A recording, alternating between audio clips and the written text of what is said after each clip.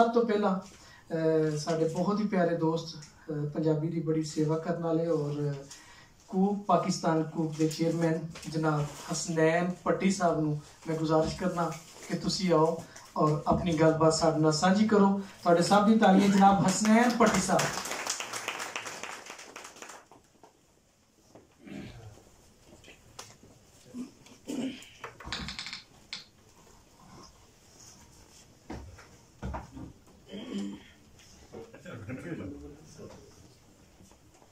बिस्मिल्लाहिर्रहमानिर्रहीम।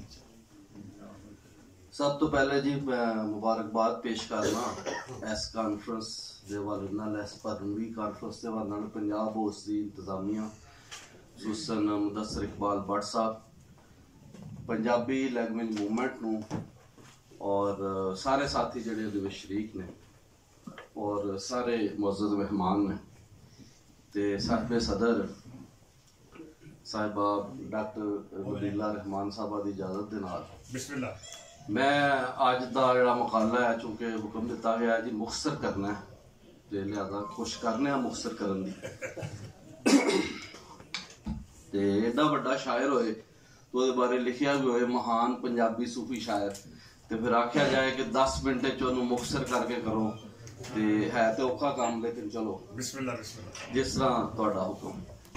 तो गल है जी तुहानू पहली मुबारकबाद तो यह कि महान पंजाबी सूफी शायर ख्वाजा गुलाम फरीद कानफ्रेंस दियां धुम्मां ये आउण तो पहला ही ये मुनक्कद होने तो पहला ही पै गई सन और हर पासे पंजाब दे हर इलाके जो शमाली इलाका जनूबी इलाका माझे का इलाका हर एक ने इसनूं महसूस किया और धुम्मां पै गई। जिस तरह ख्वाजा फरीद लिखते हैं ना घर घर दे विच दुम्मा पईयां हुसन रंजेठे यार दियां कई हीरां विच जंग कुरलावन जेड़ियां होवन तन वार दियां कई ससियां विच थलां दे जेड़ियां तालब हन दीदार दियां यार फरीद जेड़ा राहों वलियां ना उरार ना पार दियां। ते देखो जी गल इस तरह कि रंजेठे यार दा रौला पै गया इस कानफ्रेंस तो पहला और ये इस गल की कड़ी है कि महान पंजाबी सूफी शायर ख्वाजा फरीद रहमतुल्लाह अलैह दी जिहड़ी काम है ना जी वो बहुत बड़ा है और उन्हां दे काम नूं हर किसी ने मन्निया और इहदे नाल नाल मैं शुरू जी तजवीज़ पेश कर देना जनाब मुदस्सर इकबाल भट्ट साहब नूं और दीगर दोस्तां नूं जिहड़े पंजाबी सेवक इत्थे बैठे ने कि ये सिर्फ ख्वाजा फरीद तक ये सिलसिला नहीं रहना चाहिए महान पंजाबी सूफी शायर सुल्तान बाहू कॉन्फ्रेंस भी होनी चाहिए महान पंजाबी सूफी शायर पीर मेहर अली शाह कॉन्फ्रेंस भी होनी चाहिए और महान पंजाबी सूफी शायर मौलवी लुत्फ अली बहावलपुरी कॉन्फ्रेंस भी होनी चाहिए क्योंकि ये सारे पंजाब दे ने और अज का मुकाले का जो मेरा सरनामा है वह भी ख्वाजा गुलाम फरीद दी पंजाब ते पंजाबी नाल जुड़त औखी सी गल इस तरह जी के धरती दे नाल जिहड़ी जुड़त है ये ते ख्वाजा फरीद ने बाबा फरीद को सिख ली सी उन्हां दा नाम गुलाम फरीद रखा गया और जो वारिस शाह ने कहा सी ना जी उहदे विच अपने हीर दे विच कि मदूद दा लाडला पीर चिश्ती शकरगंज मसूद भरपूर है जी खानदान विच चिश्त कामलियत शहर फकर दा पटन मामूर है जी बाइया कुतबा विच है पीर कामल जैन दी आज दी जोहद मंजूर है जी शकरगंज ने आन मकाम कीता दुख दर्द पंजाब दा दूर है जी ते ये जेड़ा दुख दर्द पंजाब दा ना जी दूर करन दी जेड़ी गल कीती गई इधर गौर करो आज तो 900 साल पिछे टुर जो ना बाबा फरीद दा जेड़ा तकरीबन दौर बनदा है ते वो जेड़ा पंजाब सी वो की सी उसनूं जरा गौर करना चाहिए कि खाक नाल जिहड़ी मुहब्बत सी बाबा फरीद ने सिखाई ते की आख्या फरीदा खाक ना निदिए खाको जीट ना को जिंदिया पैरां थल्ले मोया ऊपर तो सो खाक नाल जिहड़ी मुहब्बत सी धरती नाल जिहड़ी जुरत सी ते मैं फैज अहमद फैज नूं पढ़ रहा कि फैज अहमद फैज ने कहा कि मैं ख्वाजा साहब दे कलाम तो बहुत मुतासर हाँ अलामा इकबाल बहुत मुतासर सन मुनीर नियाजी मुतासर सन जड़ियां थावां सूफियां जाके लियां मल उन्हां दे दर्द दी ताब ना सकियां चल इको कूक फरीद दी सुंजे कर गई था ਤੇ ਫੈਜ਼ ਕਹਿੰਦੇ ਨੇ ਕਿ ਧਰਤੀ ਨਾਲ ਜਿਹੜੀ ਜੁੜਤ ਹੈ ਨਾ ਜੀ ख्वाजा फरीद दी वो मिसाली है। और मुहब्बत चाहे रूही होवे, चुलस्तान होवे, सहरा होवे, और ख्वाजा फरीद ने सोनी मेवाल लिखिया, ख्वाजा फरीद ने हीर रांझा लिखिया, ख्वाजा फरीद ने सस्सी पुन्नू लिखिया, और मलफूजात दे विच ख्वाजा फरीद कहंदे ने कि मैं चुलस्तान दे विच जिहड़ी इबादत और रियाजत कीती, इस दे नाल मेरा जिहड़ा तबई रुझान है, वो तबई मेरा जिहड़ा रुझान है वो सस्सी दे किस्से वाले, सस्सी दे किस्से वाले। लेकिन आपने कम से कम, मैं अगे भी अक्सर अर्ज करना होना, 125 बार रांझा ते रांझे दे मुतल्लक जिहड़ियां चीज़ां ने इन्हां नूं बयान कीता, और आपने फरमाया माई हीर आशिकां दी उस्ताद है, वो आशिकां दी सरदार है। इसलिए आपने बार बार इस किस्से नूं बयान किया और धरती नाल अपनी जुड़त दा सबूत किया। और तुसीं देखो ना, तख्त हज़ारे तो जो तुसीं चंगल जांदे हो, एक ही है झंग दा। अज भी जरा नक्शा देखो पंजाब दा, सेंटर ऑफ पंजाब, जरा नक्शे दा ध्यान करो ना, ते जरा जंग सियाल और तख्त हज़ारे दा जेहड़ा सफर है, इस ख्वाजा साहब ने बयान किया और धरती नाल अपनी जुड़त दा सबूत दिता। ते मैं ख्वाजा फरीद दा जेहड़ा फलसफा है वहदतुल वजूद दे नाल तल्लक सी, उसनूं उन्हां बयान किया। और वहदतुल वजूद दे हवाले नाल बहुत सारियां भुल्लां ने। मसलन इसनूं बहुत सारे लोग इल्हाद की तरफ लै जाते हैं, जिहड़ा कि हरफे गलत की तरह गलत है, क्योंकि ख्वाजा साहब या होर किसी सूफी ने इस तरह बयान नहीं किया जिस तरह बयान कर दिता जाता है।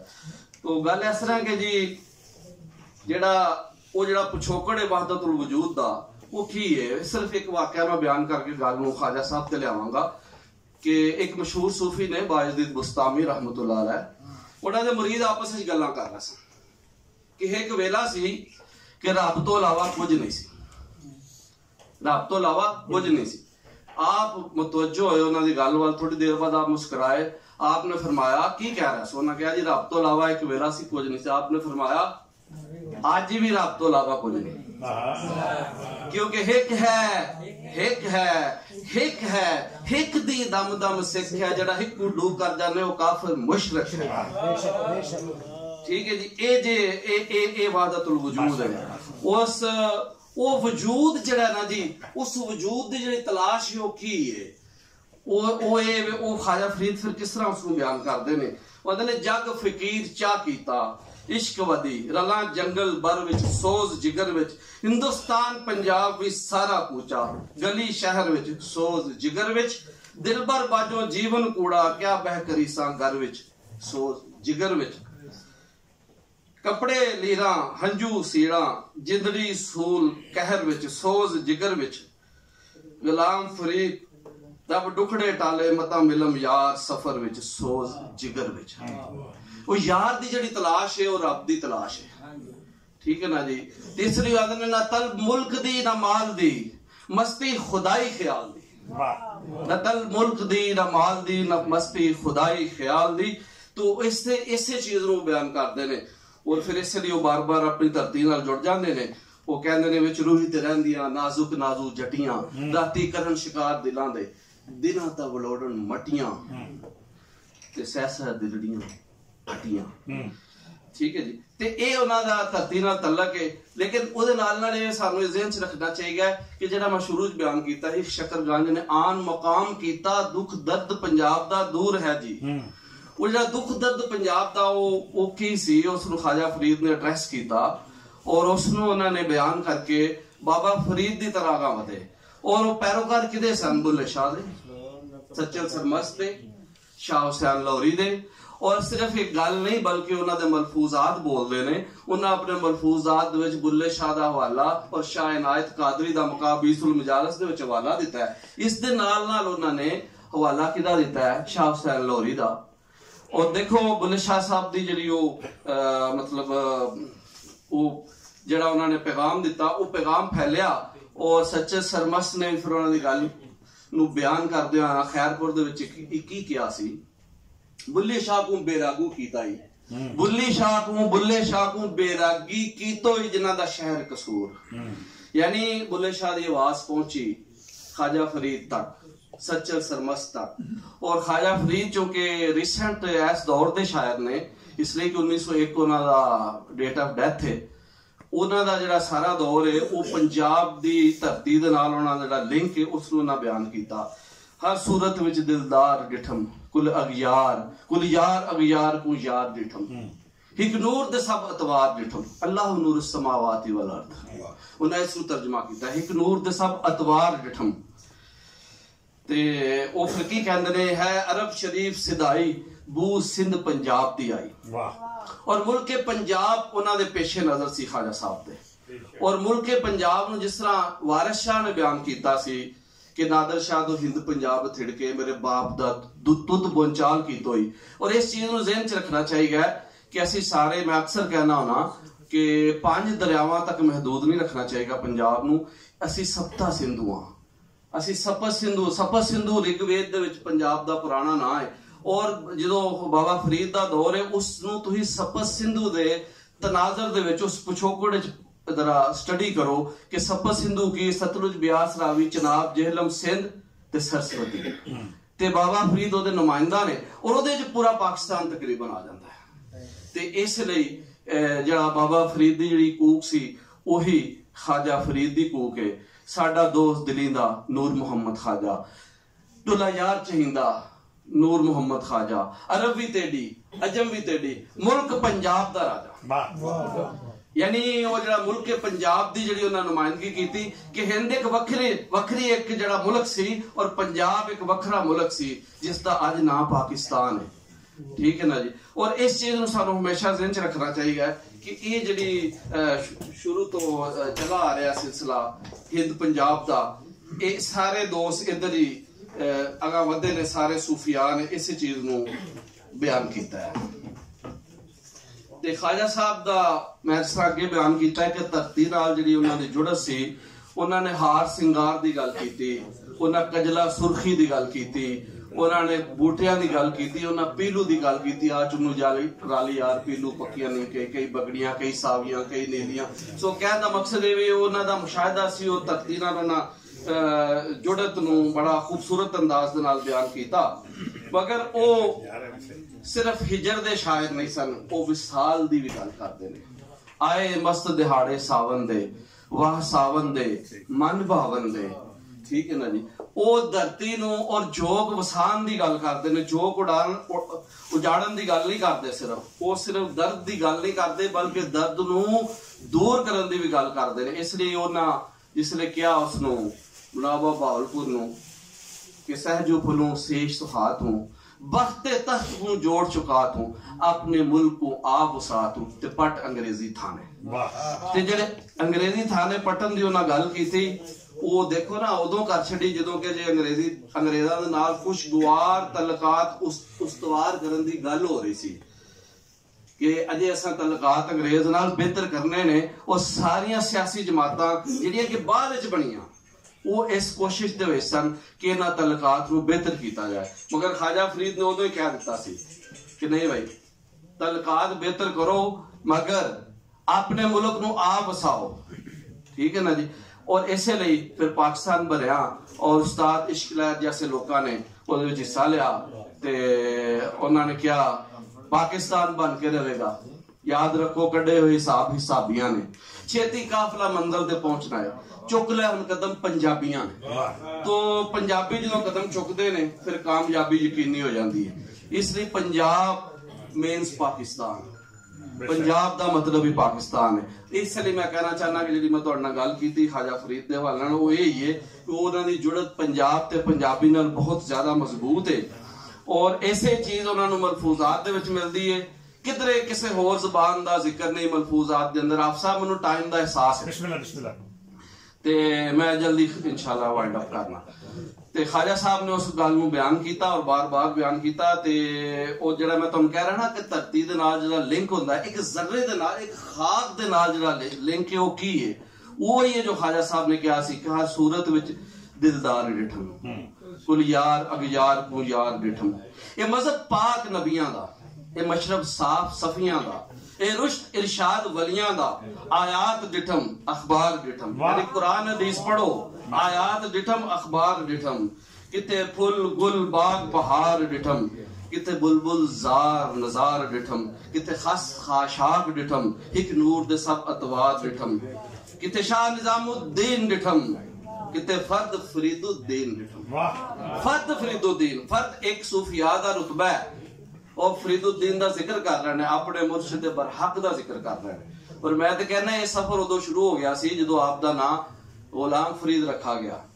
और उस दिन जो आपकी उम्र 3-4 साल दी ते आपके चचा ने जो रस्म बिस्मिल्ला अदा की थी ते आपको ये किया गया, आपने चचा खुदा बख्शरा ने कि आख गुलाम फरीद अलफ, आख गुलाम फरीद अलफ।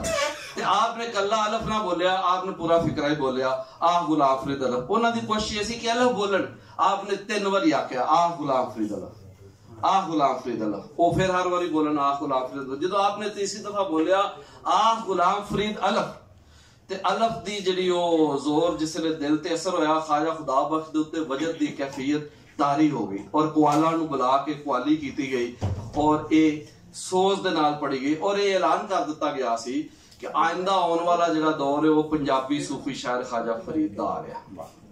और वो इस वाकये दे विच पिन्हा सी, इस वाकये दे अंदर मौजूद सी आह गुलाम फरीद अलफ।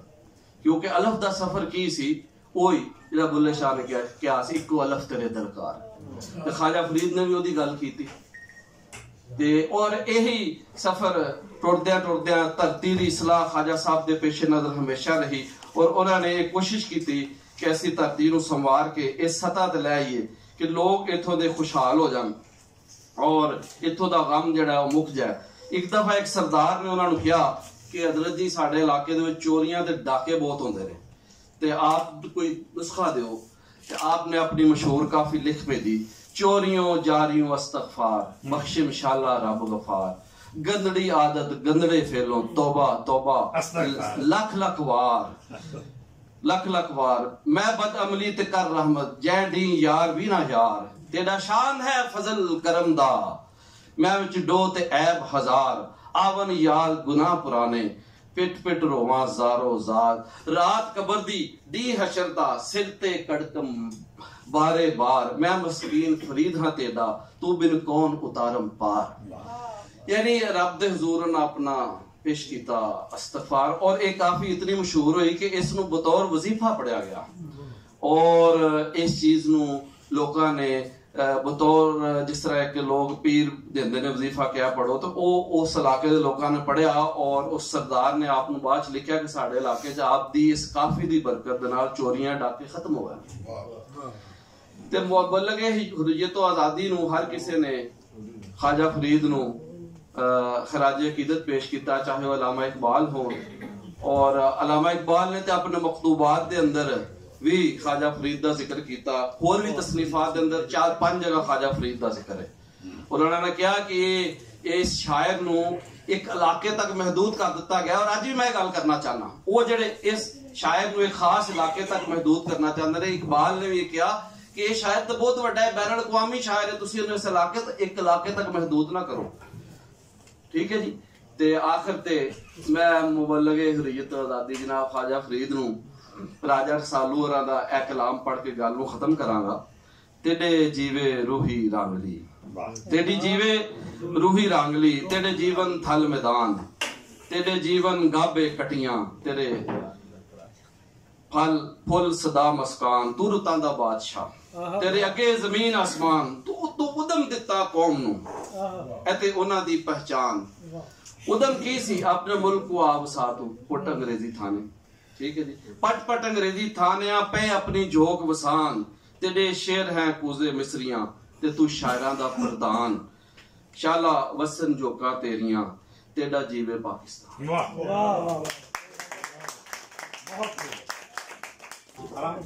बहुत शुक्रिया, बड़ी मेहरबानी हसनैन पट्टी साहब।